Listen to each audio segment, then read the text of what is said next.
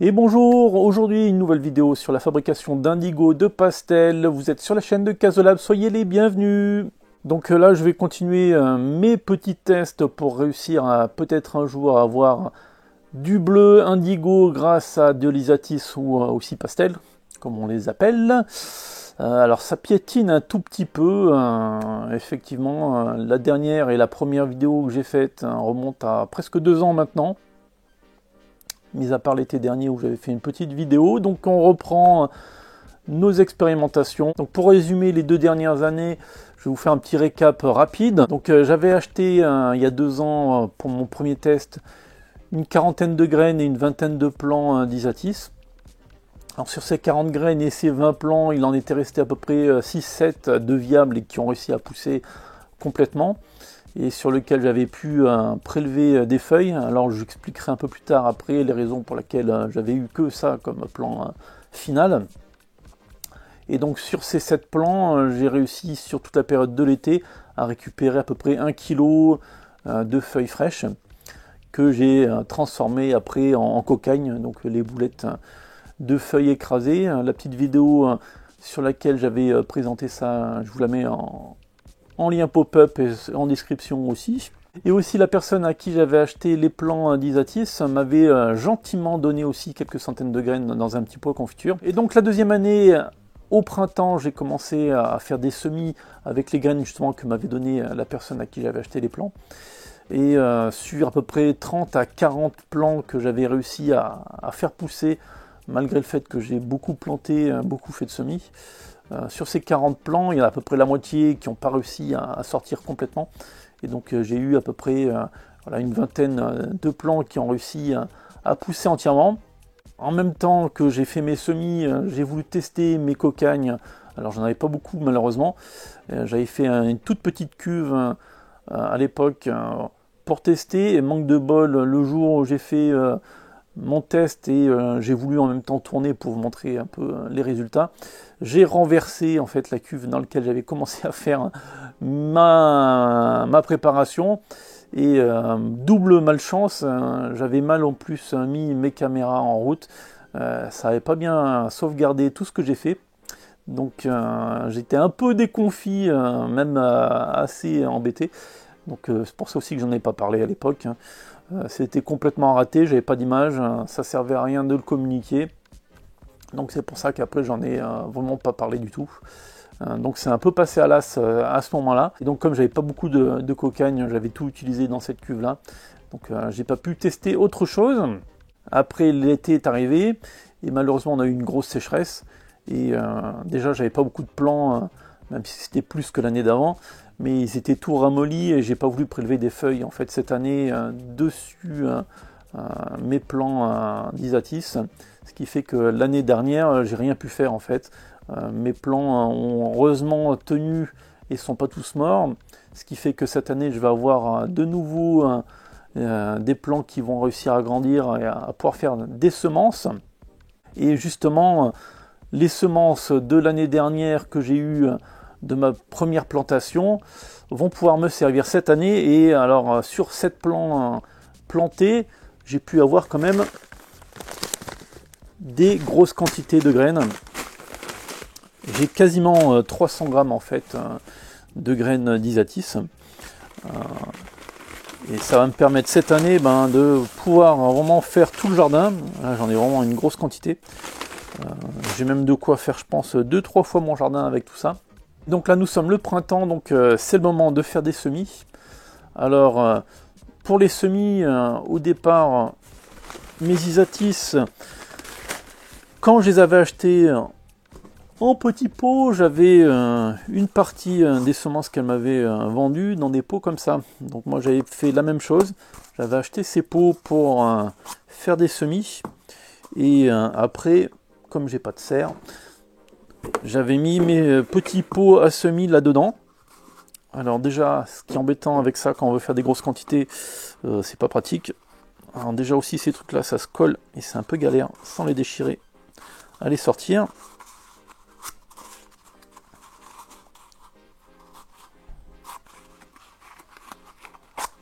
Hop. Donc voilà, j'avais acheté ces petits pots là et ces espèces de mini serres dans lesquels en fait on peut mettre nos petits pots. Alors il s'est avéré que c'était un peu compliqué, j'avais réussi quand même à faire un petit peu des plants qui poussaient. Alors le souci c'est que j'avais pas pensé à ça, moi je voyais que l'aspect biodégradable et compagnie, ce qui fait que quand j'ai replanté mes petites plantules en terre, j'ai pas enlevé l'enveloppe extérieure en carton en me disant ça va se décomposer dans la terre, et en fait ça a desséché mes plants et une grande partie sont morts, donc c'était pas une très très bonne idée. Après la deuxième année, j'ai voulu utiliser autre chose que ça, parce que déjà j'avais un peu raté et ça m'avait un peu agacé, et puis je voulais faire une plus grosse quantité, et des grosses quantités avec des petites serres comme celle-ci, c'était un peu embêtant parce que j'ai pas beaucoup de place pour les installer. En plus il faut quand même les garder à la lumière. Aussi autre petit inconvénient que j'ai trouvé avec mes petits pots en papier carton recyclé, c'est qu'ils avaient tendance à moisir, étant donné qu'il faut les garder à la chaleur et à l'humidité. Au bout d'un moment j'ai eu plein de mes petits pots qui moisissaient, donc je me suis acheté ceci. Alors certes c'est du plastique, mais au moins c'est réutilisable. Je peux les utiliser pendant de nombreuses années et il y a énormément d'alvéoles sur une petite surface, alors qu'avec mes petits pots en papier c'était un peu embêtant d'avoir la même quantité en pot, c'était énorme, et en plus c'était à jeter après, alors que là au moins je peux réutiliser ceci. Donc c'est ce que j'ai utilisé l'année dernière pour faire mes plantations. J'en avais 5. Alors c'est des semis qui font à peu près 74 petites alvéoles. Et donc l'année dernière, voilà, sur mes 5 fois 74 alvéoles que j'ai fait, il m'en est resté que 20. Ça veut dire quoi, le tiers d'un bac. Et ça a été aussi la révélation entre guillemets, c'est que je me suis rendu compte que voilà, mon atelier c'était pas un lieu adapté pour faire des semis. Il y fait froid et sec, alors que justement pour faire un semis il faut de l'humidité et de la chaleur, d'où l'achat d'un autre accessoire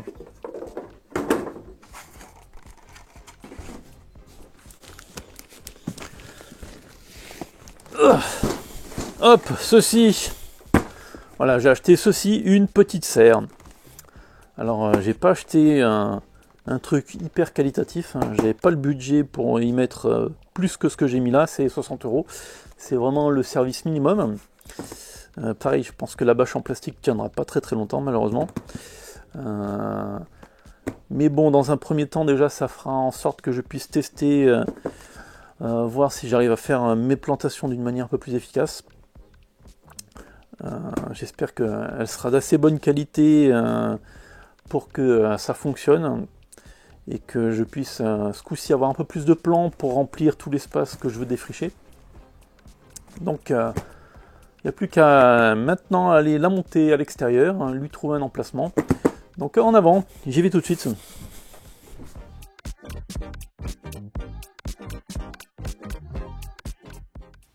Donc là j'ai tout positionné pour monter. Alors comme vous voyez, ce sont des tubes en métal avec une espèce de peinture verte par-dessus.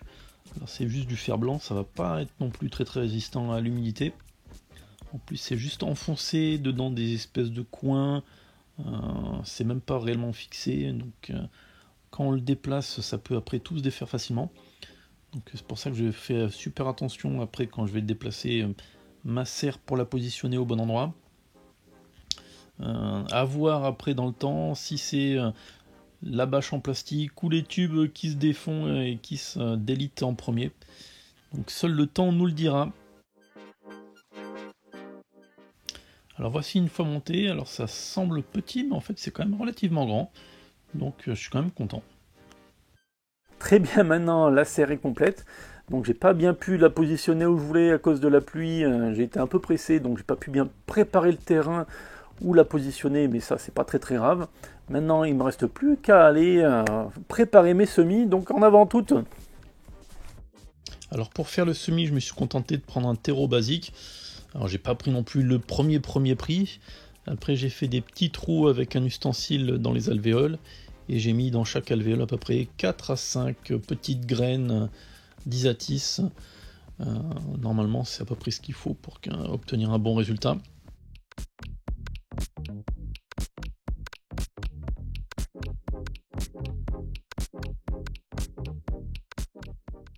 Donc après, on recommence la même chose et les mêmes opérations sur chaque plaque à alvéole. Donc je vais vous épargner de les voir toutes. Vous voyez le principe. Et enfin, j'arrose abondamment pour bien humidifier. Bon, voilà, les semis c'est fait. Maintenant, il n'y a plus qu'à attendre que ça pousse. Alors, je vous laisserai petit à petit des nouveaux vlogs ou des petites vidéos courtes pour vous montrer un peu l'avancement et la pousse des petits plants. On verra au fur et à mesure comment ça va se passer. Maintenant, il va falloir aussi aller dans le jardin pour commencer à désherber et préparer le petit carré de terre que je veux après planter de mes Isatis tinctoria. Donc n'oubliez pas évidemment de vous abonner à cette chaîne, de laisser un commentaire, des likes, c'est super important pour que la chaîne soit évidemment bien référencée et qu'elle continue à progresser. Vous pouvez aussi vous abonner à mon compte Instagram @casolab. Passez un bon week-end et à très bientôt.